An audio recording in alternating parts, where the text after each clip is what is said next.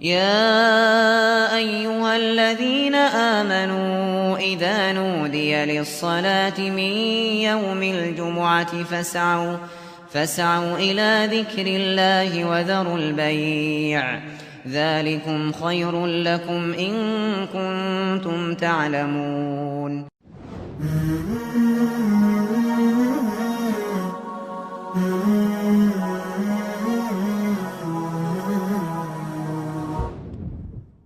إن الحمد لله نحمده ونستعينه ونستغفره ونعوذ بالله من شرور أنفسنا وسيئات أعمالنا من يهده الله فلا مضل له ومن يضلل فلن تجد له وليا مرشدا.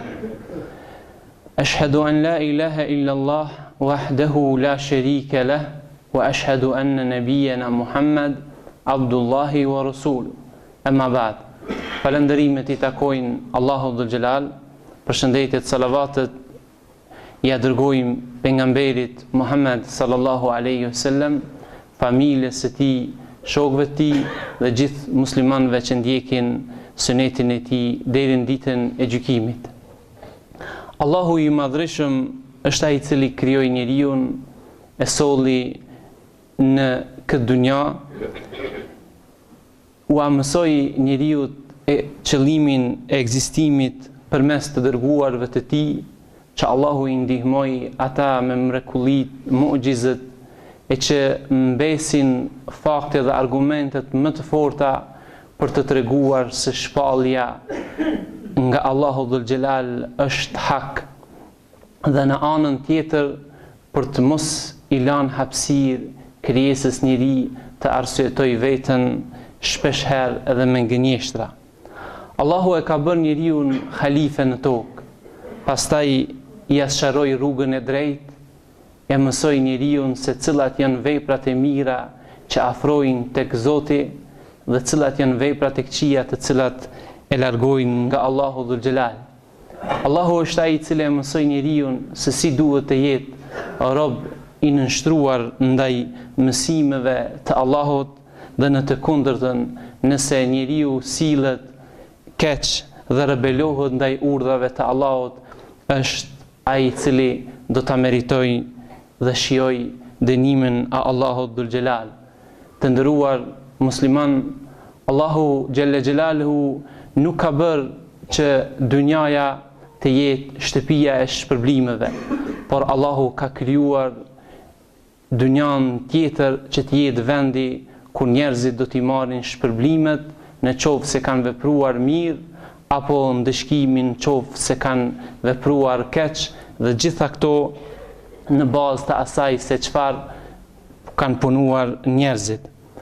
Kur jeta është dera e ardhjes, lindja është dera e ardhjes në këtë botë, atëherë dhe vdekja është pra dera e shkuarjes në botën tjetër për t'i marrë qoftë shpërblimin apo për t'a shijuar dënimin në bazë të asaj çfarë kemë vepruar. Allahu në Kur'an në surën A'raf, ajetin 185 thot: "Kullu nafsin dha'iqatul maut." Çdo shpirt do ta shijojë vdekjen. "Wa innama tuwaffawna ujurakum yawmal qiyamah." E shpërblimet do të plotësohen vetëm në ditën e Kiametit. "Faman zuhziha anin nari wa udkhila al-janna." Ai që ka shpëtuar nga zjarri, nga xhehenemi, wa udkhila al-janna, dhe ka hyrë në xhenet, faqad faz. Ai është I cili ka shpëtuar. "Wa mal hayatu dunya illa mata'ul ghurur." Dhe se jeta e kësaj bote nuk është vetëm se një kënaqësi mashtruese. Xhamatli të nderuar, si të besojmë në ditën e gjykimit? Dita e gjykimit, dita e fundit, apo dita e Kiametit, është ditë kur pasi të shkatërrohet gjithësia dhe çka ka në të gjitha krijesat do dalin para madhërisë së Allahut Dhul Gjelal. Quhet ditë e fundit nga se pasaj nuk do të ketë më ditë, ose do të ketë xhenet, ose do të ketë xhehenem. Dita e fundit apo ditja e Kiametit ka disa emra. Njihet si dita e Kiametit, dita e shpërblimit, dita e llogarisë apo dita e ndëshkimit. Besimi në ditën e Kiametit është shtyllë e imanit që duhet çdo besimtar të besoj, bindshëm, thellë në zemrën e tij se kjo ditë do të vijë dhe nuk ka dyshim, çdo herë duke u bazuar në burimet kryesore që muslimani argumentohet në Kur'an dhe Sunet. Besimi në ditën e fundit realizohet duke besuar se kjo ditë do të vijë pa dyshim dhe gjitha ato ngjarje pastaj cilat e përcjellin këtë ditë, ditën pra të fundit. Duke u nisur nga marrja e shpirtit nga meleku i vdekjes dhe ku ai do ta çojë shpirtin e njeriut, pyetja në varr, gjendja e njeriut më varr, çka do të ndodh në jetën kur ai do të jetojë në varr derisa do të vijë dita e fundit ose do të bëhet kiameti, pastaj shenjat e vogla të kiametit dhe të mëdha, ringjallja para Allahut Dhul Xhelal, mahsheri, vend kur njerëzit do të tubohen për të dhënë, do thot, llogarin, pastaj llogaritja, pastaj libri ku janë të shënuar veprat tona, qoftë të mira apo të këqija, pastaj peshorja, aty ku do të peshohen veprat, pastaj hodhi, pelgu i pejgamberit sallallahu alaihi wasallam, vendi ku mblidhet uji nga lumi Kauther, sirati ura e shtrirë mbi xhehenem, shefati ndërmjetësimi që do të bëhet ndaj njerëzve, qoftë nga njerëz të mirë, qoftë nga pejgamberi sallallahu alaihi wasallam, pastaj imani në xhenet dhe xhehenem dhe si janë përshkruar ato në Kur'an dhe Sunet. Të gjitha këto do thotë së bashku, nëse besimtari muslimani i beson drejt, ashtu që na mëson Kurani dhe Suneti pejgamberit sallallahu alaihi wasallam, realizohet pra një ndër shtyllat, e realizon një ndër shtyllat e imanit, besimit që janë në Islam. Por ajo që ndoshta çdo herë njeriu është kurreshtar, besimtari është kurreshtar të di se ku fshihet urtësia, pse Allahu e kalon ditën e fundit, pse Allahu e kalon këtë ditë gjykimi, atëherë ajo fshihet në këto pika ose disa nga ato cilat bazohen në Kur'an dhe Sunetin e pejgamberit sallallahu alaihi wasallam. Një, realizimi i premtimit të Allahut dhe të dërguarve të tij në atë çfarë kanë paralajmëruar. Pastaj dalja në shesh e gënjeshtarëve e jo besimtarëve, ata që gënjyen dhe refuzuan urdhat hynor. ليبين الذين يختلفون فيه وليعلم الذين كفروا أنهم كانوا كاذبين. Ai do të ringjall, do thot një ndër arsyet e ringjalljes, një ndër arsyet e ditës së gjykimit, Allahu e tregon në këtë ajet, ai do të ringjall që t'u tregoj për ata të cilët nuk pajtohen dhe të cilët ishin mohues, ta kuptojnë se kanë qenë nga gënjeshtarët, nga se njeriu shpeshherë nuk mund të di veten se është rëndës në këtë botë, por do ta kuptoj këtë në këtë ditë kur do të vijë. Madhështia e shpëblimit për ata cilët vepruan vepra të mira, ecën rrugës drejt, kjo është një ndër urtësitë dhe mësimet që i marrim nga dita e fundit, liyajzi alladhina amanu wa amilu salihat, që Allahu t'i shpërblej ata cilët besuan dhe vepruan mirë, ulaike lahum maghfiratun wa rizqun karim, e për këta Allahu ka përgatitur falje dhe begati të mëdha. Motivimi dita e gjykimit, dita e fundit, është edhe një motivim për pozitiv për çdo besimtar i cili në jetën e kësaj bote të punoj mirë dhe të largohet nga gjërat e liga. Pastaj qetësimi shpirtëror i besimtarit se nëse ai humb diçka nga kjo jetë, Allahu do t'ja kompenzoj dhe do t'a shpërblej në botën tjetër. Realizimi i drejtësisë hynore mbi kriminalet, mbi keqbërësit, mbi rruzullin toksor, ata cilët bëjnë keq, e shpeshherë i ikin drejtësisë, e cila edhe nuk është, do thot, drejtësi shpeshherë perfekte, edhe drejtësi që nuk realizohet shpeshherë në jetën e kësaj bote, atëherë kjo drejtësi do të realizohet në këtë ditë kur do dalin këta njerëz para Allahut Dhul Xhelal.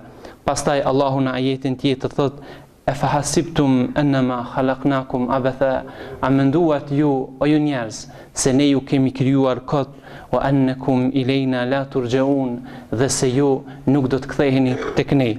Këto janë disa nga urtësitë, dashur vëllezër besimtar, cilat na i mëson neve Kurani dhe suneti i pejgamberit sallallahu alaihi wasallam, pra për ditën e gjykimit, ditën e fundit. Kjo është pra pjesë e besimit tënd, që ti duhesh mi besu drejt, mirë, dhe duhesh me punu sa më shumë për të përgatit për këtë ditë që do të vijë, dhe nuk ka dyshim e për ata cilët ja anashkalojnë këshillat e Kuranit dhe sunetit pejgamberit sallallahu alaihi wasallam, ndoshta në këtë ditë do të bëhet vonë për mira pishman. Dhe mesazhi i fundit për këtë ditë xumaje, le të jetë ky mësim. Allahu në Kur'an të nderuar xhamatli na drejtohet dhe na thot: Ja bani Adem, qad anzalna alejkum libasen juari sauatikum wa risha. O bita Ademit, ne u kemi zbrit juve roba për të mbuluar trupin tuaj dhe për të zbukuruar ju me to. Pra Allahu Dhul Xhelal ka bërë që teshat e trupit ton të jenë si mbuloj e të metave eventuale në trupin ton, të jenë mbuloj e vendet të turshme të trupit që ne i kemi. Andaj, dashur vëllezër besimtar, këto janë mbuloj e çkafit, e asaj që është në këtë dunja, ndërsa ajo që është mbuloj për ty në ditën e Kiametit, për të meta tua, dhe që kjo duhet me të interesu më shumë ti, wa libasu taqwa dhalike khair, është petku i devotshmërisë. Nëse ti në jetën e kësaj bote je njëri i devotshëm, je nga ata cilët ja ki frikën vetëm Allahu Dhul Xhelal, dhe çdo vepër qoftë për së miri e bën nga dëshira dhe bindja se Allahu të ka mësuar me bëta atë vepër, dhe në qoftë se largohesh nga ndonjë vepër e keqe, largohesh nga ajo se Allahu të ka ndalu. Por një ndër shkaqet kryesore dhe që është për të mbuluar të meta tona në ditën e gjykimit, dashur vëllezër besimtar, nëse ti ambulon vllau tënd një tmet në këtë dunja, nëse mundohesh me gjuhën, me sjelljen tuaja, ja mbulon të metat e njerëzve që i kanë. E din një të keqe që filani e bën, e din që filani e bën një gjuna.